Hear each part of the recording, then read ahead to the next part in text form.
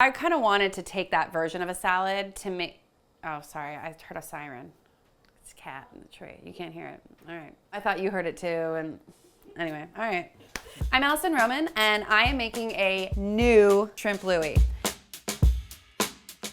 If you don't even know what an old shrimp Louie is, I'm happy to tell you. It's cooked shrimp that gets tossed with a creamy Thousand Island-y dressing, served over a bed of lettuce with like chopped egg, avocado, probably some halved cherry tomatoes or something like that. I just have opinions about creamy dressings and also about ketchup. This is a new day. It's a new shrimp Louie. There's no ketchup, there's no creamy dressing, and there's definitely no halved cherry tomatoes because it's just not what I would like for this salad. There was a siren. It's a new siren.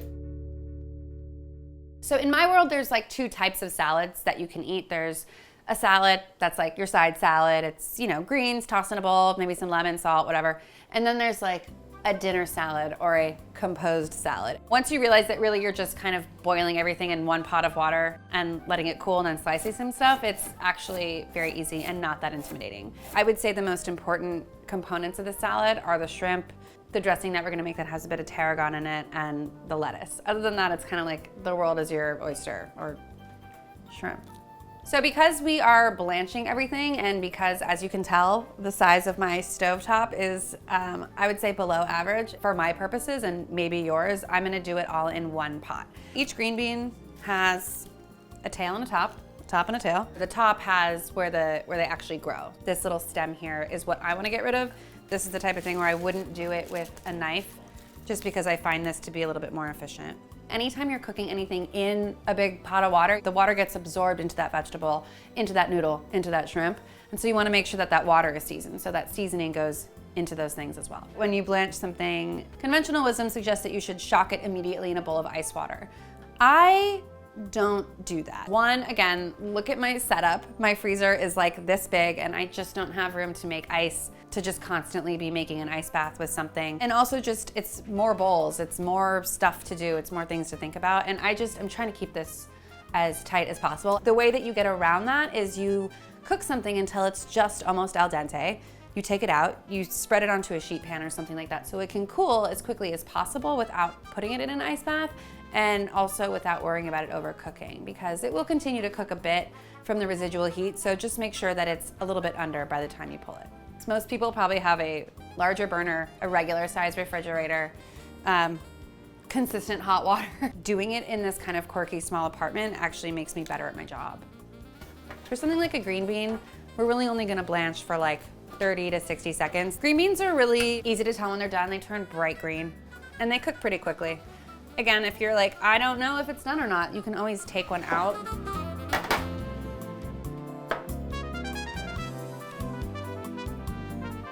To me, that's oh my God, that green bean tried to kill me. You know when a green bean is ready when it tastes just slightly less raw than it did before. By the time that a green bean feels soft when you're cooking it, it's, I think, too cooked. You don't want it to taste like it came out of a can. So I'm just gonna let these hang out here. And then we're gonna cook our shrimp. They are not peeled or deveined. Not only do I think they taste better because of the shell, but I also think that shell served as like a protective shell against overcooking, waterlogging. I also think it's incredibly easier to shell them once they're cooked. I think that raw shrimp, you've got like the things, they're soft, the shell is soft, it can be kind of a mess and maybe intimidating, but peeling a cooked shrimp, it kind of just pops off in one piece and you're good to go. Cool, so I'm gonna pull them. Shrimp are also a thing that people, I feel like, never really know when they're cooked. And they do a really good job of letting you know. They go from sort of that translucent gray color to a more opaque, bright pink color. Before I try to peel these or handle them at all, I'm definitely gonna let them cool off. We're gonna cook our eggs lastly. And if that freaks you out, if you're like, I don't wanna cook an egg in the water that I've cooked shrimp, that's fine, cook them in a separate pot. I don't mind, you can't taste anything, you peel the outside anyway, it's totally fine. I'm gonna cook these eggs for 6 minutes. If you feel like you want a slightly less runny yolk, but you would like it a little bit jammy, you can go for a 7-minute. This is pretty much the only time you will ever see me set a timer for anything, including like cake baking, just because I'm extremely particular about the type of yolk. Cool, so these guys are done. 6-minute egg, 6-minute blue egg, matching my outfit. They got the memo. And I'm gonna just rinse them under cold water, just to kind of make sure that they stay at that nice jammy center.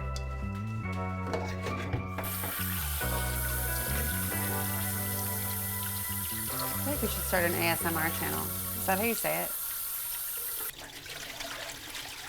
So I don't totally believe in vinaigrettes as a general rule. I don't like doing the olive oil and the vinegar or the lemon in the same bowl, but I do believe in like a highly seasoned, acidulated mixture that you can use to season things like your lettuce, your shrimp, your beans, your radishes. It's basically just fresh lemon juice, some chopped shallot, and then I'm gonna add fresh tarragon. And fresh tarragon is like a polarizing herb. It's got a really, to me, like clean, sort of licoricey, fennel-y flavor that is really nice with things like shrimp and beans and radishes. It feels very French to me. And to take the leaves off, I literally just, do that. Or, just kind of rip them off like you would leaves from a kale. This is kind of like a light pickle, I guess you would call it. You could slice into thin rings, you could finely chop. I'm gonna do little thin, nice slivers.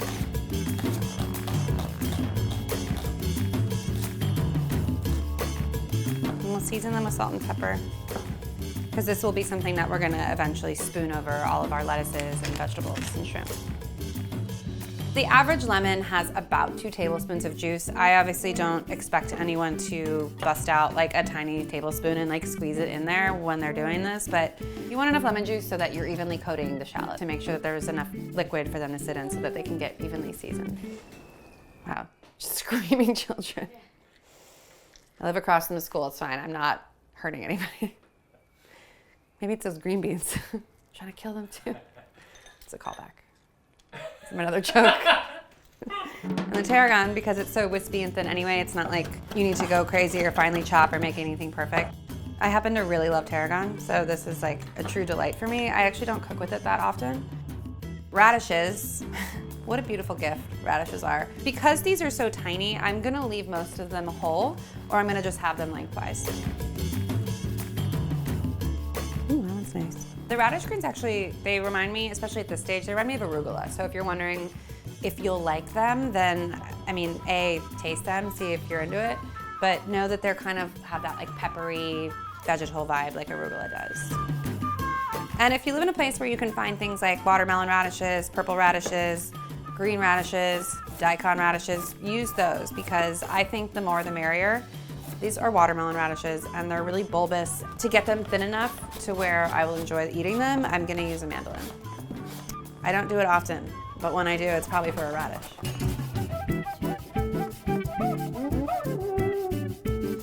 So in my fantasy world, every time I make a salad with tiny crunchy lettuces, they're all this big and they're all so cute and really fresh and young and pretty. In my actual reality, I'm probably using something like this, which is just a head of romaine lettuce. For our purposes, I'll do a mix just because I feel like you can use any sort of sturdy, crunchy lettuce. I will further tear these leaves when it comes time to assemble, but this is kind of like my preliminary, breakdown of a vegetable to make it a little bit more manageable.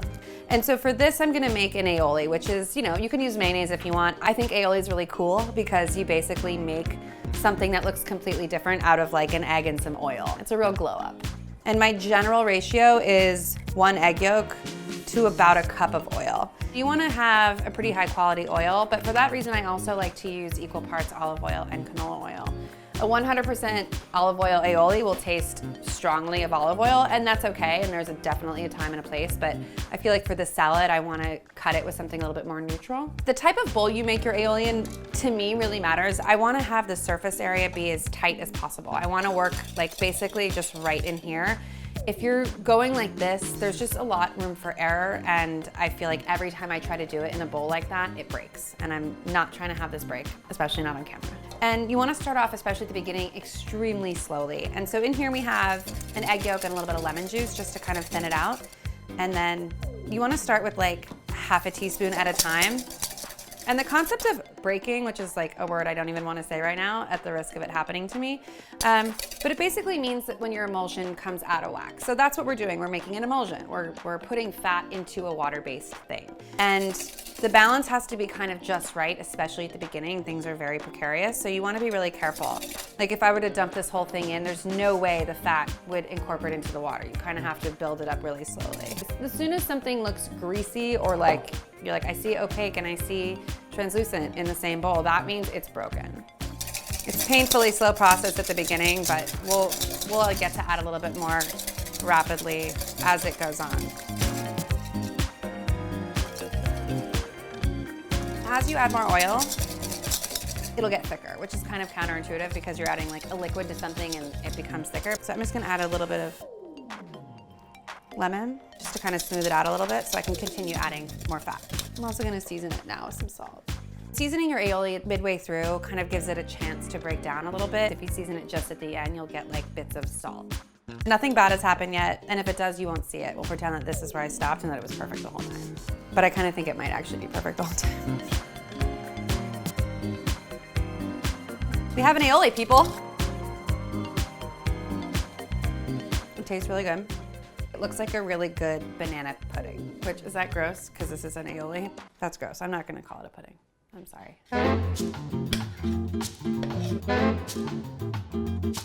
This is a lot of stuff for a salad, but actually we're pretty much done. And now all we're doing is peeling the shrimp and putting everything into a bowl. For these shrimp, I'm just gonna peel them. I'm not gonna devein them. If that's something you wanna do, you absolutely can. I don't mind eating them undeveined. I do it all the time. But for this, I'm just gonna take the shell off, which again, a much easier and neater process to do once they're already cooked.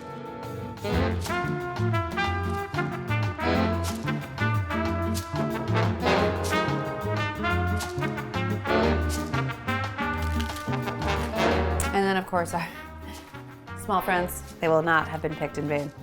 I still want to make sure the leaves are properly dressed and acidic and taste good. So I'm going to give them just a bit of lemon, salt and pepper, just like a casual toss.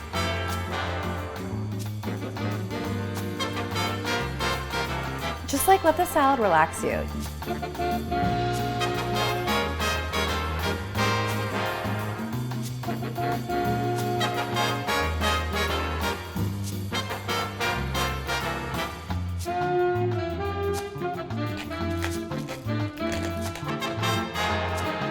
It kind of ticks off all those boxes of things that I would want for like a beautiful springy brunch. But I've also, like I said, eaten this for dinner a lot, or some version of it, to great success.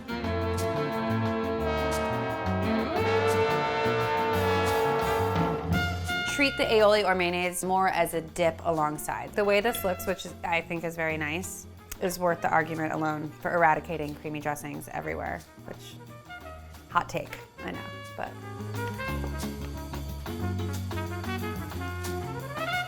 I'm a very tactile eater. I like to eat with my hands pretty much at any chance that I get. So, you know, if this were me, I would probably just like dip it in the thing and eat it like that. Honestly, that shallot dressing spooned over everything kind of makes it feel like a cohesive meal and a salad rather than just like a big crudité platter with shrimp in it. Wouldn't be mad at that either. So if you've heard of it before, consider this the new shrimp Louie. And if you haven't, then just consider this the only shrimp Louie. We have some shocking new developments here. It turns out, according to Instagram, that 72% of you don't know what a shrimp Louie is. The people that do know think that if you don't know, you're a monster.